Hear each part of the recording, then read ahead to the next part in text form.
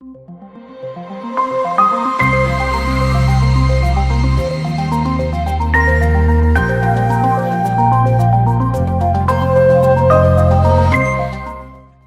everybody. I'm Dr. Jimmy Gutman, and I hope this finds you well. Let's look at glutathione, my favorite topic. One of the most common questions raised is, what does glutathione actually do? Well, the answer is a lot. This video talks about the 4 most important roles of glutathione. Let's look at the roles of glutathione. In my book, you can read about literally dozens of things that glutathione does inside of your body. There's a huge list, but when you break it down to 4 simple things, then you've covered about 90% of what's most important about glutathione. Remember this, glutathione, what a great idea. What do these letters stand for?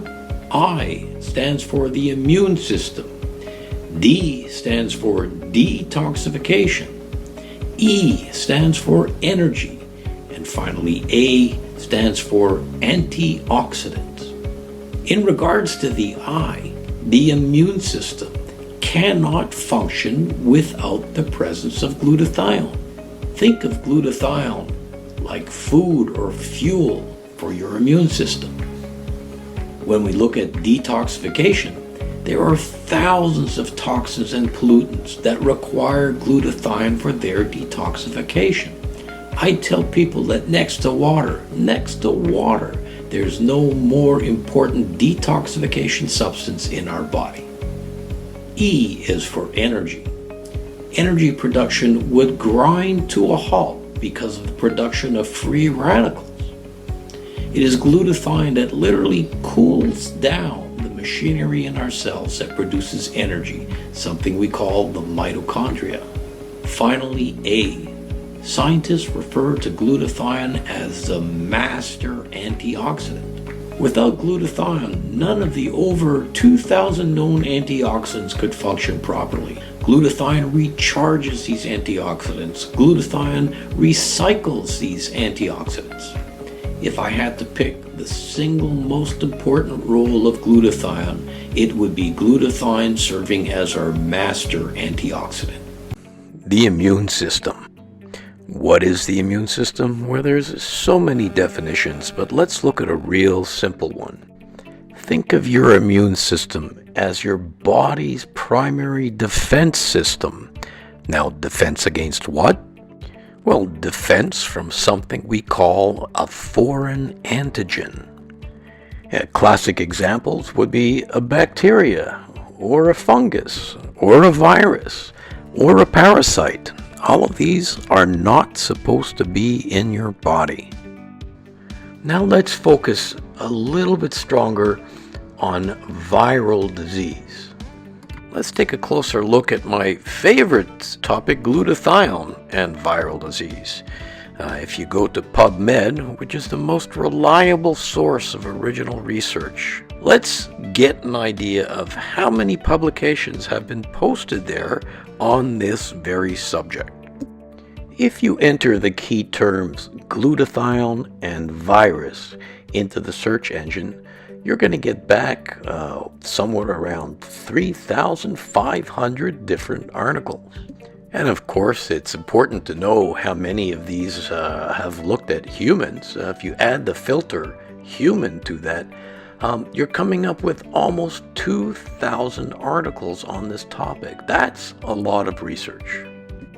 So how does this all work? Well, let me give you a little course on the immune system. And for all the doctors out there, please forgive me. We're going to do this in 90 seconds. You ready? So today's subject is going to be me. You all know how I love to visit with you and be out there with you. And I'm hugging you and I'm shaking hands with you. And once in a while, someone is going to leave a little glob of viral particles on my finger. You see it there, that green thing at the end of the arrow. So now I'm carrying this virus. It's on my finger.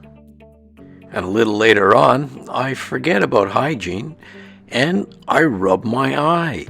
This gives a viral particle the opportunity to get into my bloodstream. And almost immediately, you see that viral particle being surrounded by white blood cells. These are our frontline soldiers of the immune system, and they're going to try to destroy that viral particle. But in a short period of time, there might be hundreds or thousands, and after a while even millions of these viral particles. But I only have a certain number of white blood cells. Clearly they're going to be outnumbered. How do I continue the battle? Well, my white blood cells start to make clones of themselves. They multiply over and over and over again, trying to build up their numbers to win. And in their ideal situations, this division can take place 500 times. That's not 500 white blood cells, that's 500 divisions. So you can't even fit a number that large on your calculator. But here's the thing, when glutathione levels begin to fall, this process starts to slow down. And as Dr. Gustavo Bunos so eloquently wrote, the limiting factor for the function and clonal expansion of lymphocytes, our white blood cells, is their availability of glutathione. I like to put it a little bit simpler. Think of glutathione literally as food or fuel for your immune system. Bottom line, as glutathione levels fall, so does your immune function. So please, eat well, sleep well, wash your hands regularly, don't touch your face, minimize social habits like kissing and shaking hands, and finally, pay attention to your glutathione levels. In this video, we'll be diving deeper into the D for detoxification, something that becomes increasingly important as time goes on. When Immunical was first discovered, the world population was 4 billion people. Now, it's just about 8 billion people, an astounding doubling in size in one generation. And with this has come an exponential rise in pollution and toxins in the environment. According to the World Health Organization, a shocking 90% of all humanity live in places that exceed safe limits. And air pollution represents the 4th largest threat to human life. More than cancer, more than drug abuse, more than automobile accidents, and more than war. Now, how does our body deal with this? We're adaptable creatures, but even Mother Nature has its limits to abuse. We have built-in mechanisms to attempt to rid ourselves of toxins.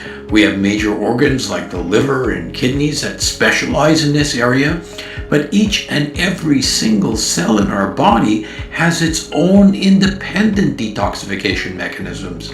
And key to all of this is our topic today, glutathione. What most doctors don't know, and what most people are not aware of, is that glutathione is also documented to be responsible for the detoxification of literally hundreds of substances in our environment. And this list grows year by year. The air that we breathe, the food that we eat, the water that we drink. Let's just look at a short list of what we depend on glutathione for their detoxification. Pesticides, herbicides, automobile fumes, cigarette smoke, heavy metals like mercury and lead, and the list goes on and on. Smoked or artificially flavored foods, pickled, barbecued or preserved meats, cleaning solutions, paint or carpets, radiation, dental amalgams. We are surrounded. We even have a list of new diseases in medical books that we call environmental diseases, like multiple chemical sensitivity, sick house syndrome, Even chronic fatigue syndrome has been linked to chemical exposures. An interesting fact is that it is no coincidence that the highest levels of glutathione appear in the liver, our major organ of detoxification.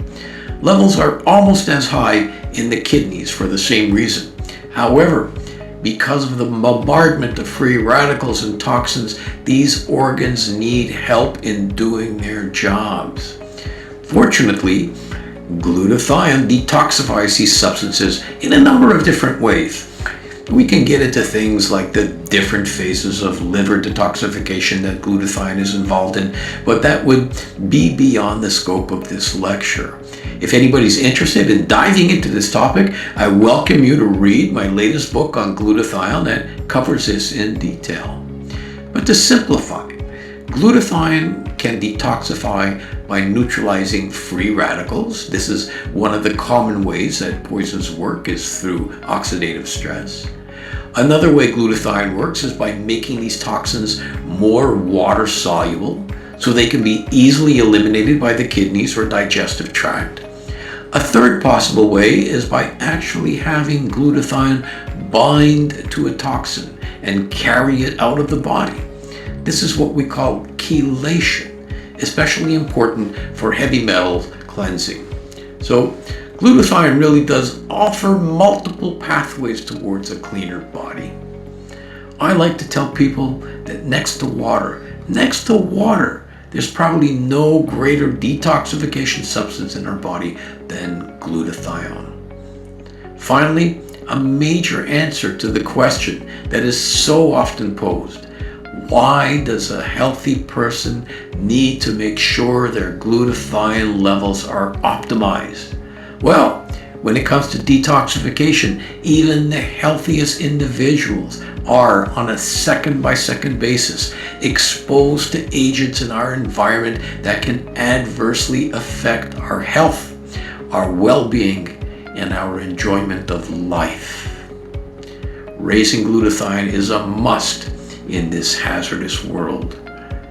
Be well, and more importantly, stay well. In this video, let's take a much closer look at something precious to all of us, E for energy, and how glutathione is so critical to keep us going strong throughout the day. If you want to get more into the topic, feel free to read the chapter on glutathione and energy in my latest book. There are so many ways in which glutathione gives you energy, from simply improving your health to more complex explanations on a tissue level, like muscle strength, to a cellular level, like the elimination of toxins, and even right down to a molecular level, where things like a single atom or electron are considered. Now, who hasn't felt tired for no reason, or didn't wish to have more energy to get through the day or even the next hour? How many people have actually visited their doctor for a medical consultation and been told, we can't find anything wrong with you, or you must just be getting older, or better still, it's all in your head? All of these at times may be true, but as science and research has taught us over the past little while, we absolutely need to consider glutathione as part of the process. There's so many clinical studies that have shown that glutathione levels are correlated with improved physical performance, with improved mental performance, even with better sleep. But we're going to go much deeper into the actual mechanisms today by which our body, our very cells, derive their energy. So a little biology lesson would be appropriate here. A body is made up of specialized parts like skin, bones, lungs, liver. Each of these components are constructed of unique tissue, and each of these tissues are made up of specialized cells. So a cell is a basic building block of your body. But this begs the question, what makes up a cell? Well, each cell itself has its own unique parts.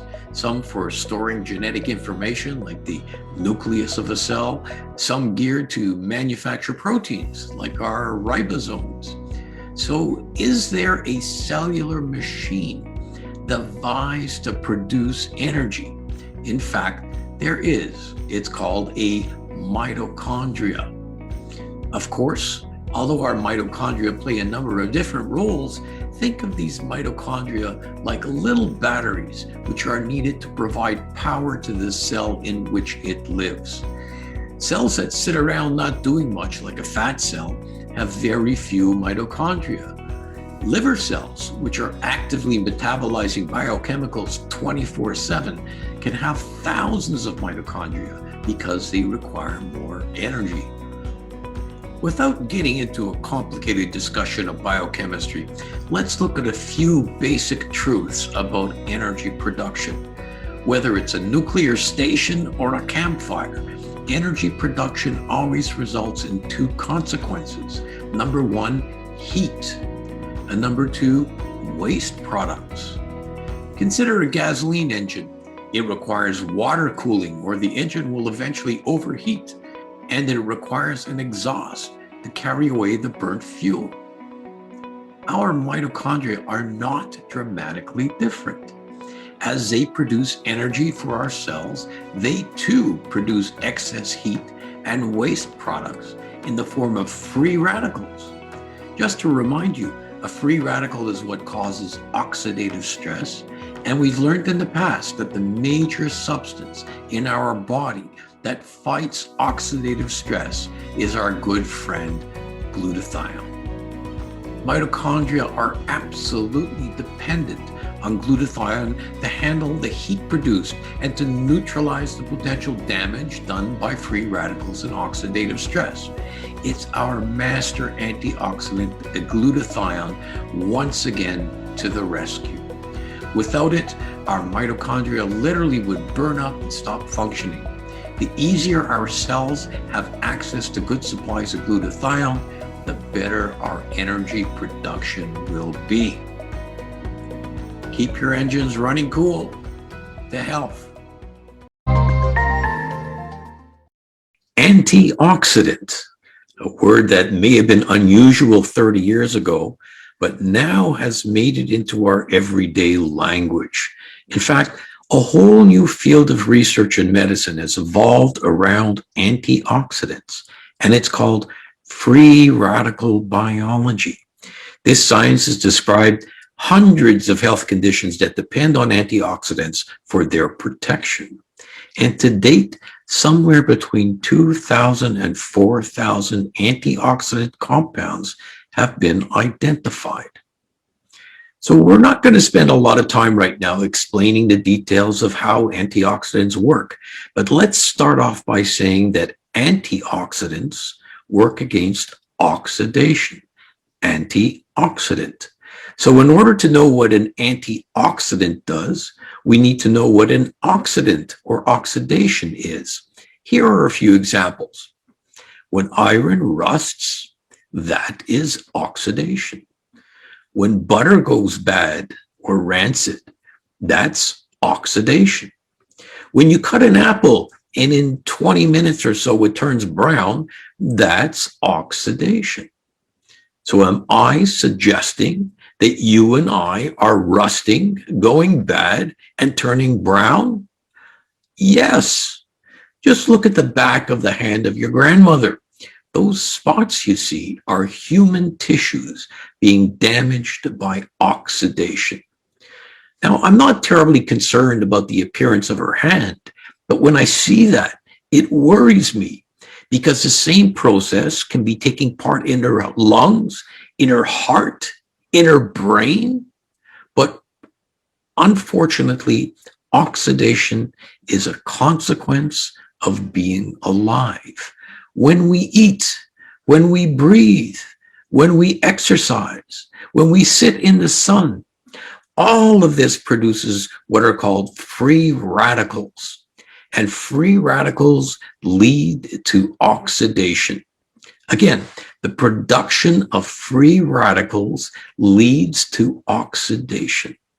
And when we produce free radicals, we set off a chain reaction where each free radical can turn whatever else it touches into another free radical, kind of like the zombies of molecular biology.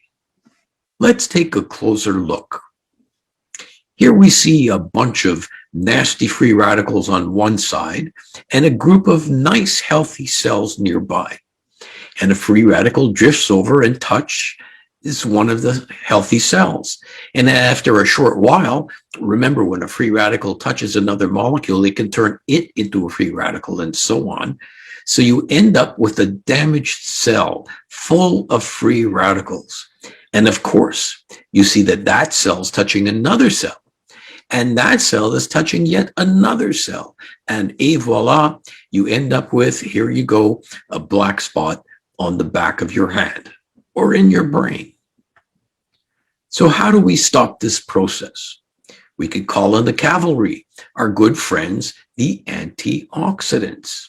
And here we show the original antioxidant most of us have heard of, vitamin C, looking suspiciously like a Pac-Man, and you'll see why in a moment. So here's the vitamin C, and the vitamin C will go ahead and grab onto that free radical and try to neutralize it. Well, that's great. The problem is that although it's neutralized the free radical, it's also neutralized itself. You see, its mouth is full and it can't do anything else. So at this point in time, if nothing else happens, we will just expel this free radical antioxidant complex. And what evidence do we have that we get rid of this? Well, have you ever looked at the color of your urine after you've taken a vitamin C pill? That's what you're seeing. You're peeing out your vitamin C free radical complex. And if this process stopped here, we would have to be eating fruits and vegetables all day long to keep on top of clearing out our free radicals. Well, there's something else going on that allows us not to continually have to keep eating tons of antioxidants. Now, up to this point, many people watching this will probably know this, but I'm going to show you something now that will be new to most people. Watch this. The vitamin C can find a glutathione molecule or a complex of glutathione molecules, and watch what happens. It hands the free radical off to the glutathione system. And there you go. It's liberated to continue to do more work. So it picks up another free radical and the process can continue over and over again. And what's happening is that glutathione is recharging, re-energizing, it's recycling that vitamin C molecule. So we get many, many more miles out of it. So here's the thing. It's not just vitamin C that it does this to. Every single antioxidant known to man, and as we mentioned, there's between 2,000 and 4,000 different ones, do the same thing. They unload their free radicals to glutathione. And this is the primary reason that we call glutathione the master antioxidant. Because all the other known antioxidants cannot work with the presence of glutathione.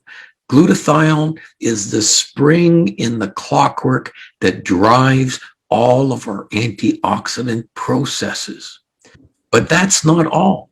It may be enough to make you want to go out and raise your glutathione levels because all of your fruits and vegetables and supplements will work better. But there are other reasons to call glutathione the master antioxidant. When you think of antioxidants, what comes to mind? Well, certainly vitamin C and vitamin E, but there's so many others. Just visit your local pharmacy or health food store, visit Costco, and you'll find shelves of different antioxidants. What sets these apart from glutathione is that all of them come from what you eat. If you don't eat vitamin C, if you don't eat vitamin E, your body does not make them. They don't appear naturally. Guess what the major naturally occurrent antioxidant in your body is? The one made by each cell. Of course, glutathione. In fact, all known living creatures must produce their own glutathione in order to exist. Plants, animals, birds, you name it. Here's another reason why glutathione is called a master antioxidant. It's a little bit more technical, but absolutely fascinating. When other antioxidants neutralize a free radical, they themselves become a free radical. Glutathione is the only antioxidant that does not become a free radical after it performs its job. I bet most of you didn't know that. I'll put together another video showing how this actually happens, so stay tuned. So let's just summarize. Number one, all antioxidants depend on glutathione for their normal function. This is the primary reason why it's called the master antioxidant. Number two, it's the antioxidant your body actually makes itself. Other antioxidants like C and E must be eaten to be in your body. Number three, it's the only antioxidant that does not turn into a free radical after it's spent. So please, please take advantage of this information. Do your mind and your body a big favor. Raise your master antioxidant glutathione and feel the difference. The health.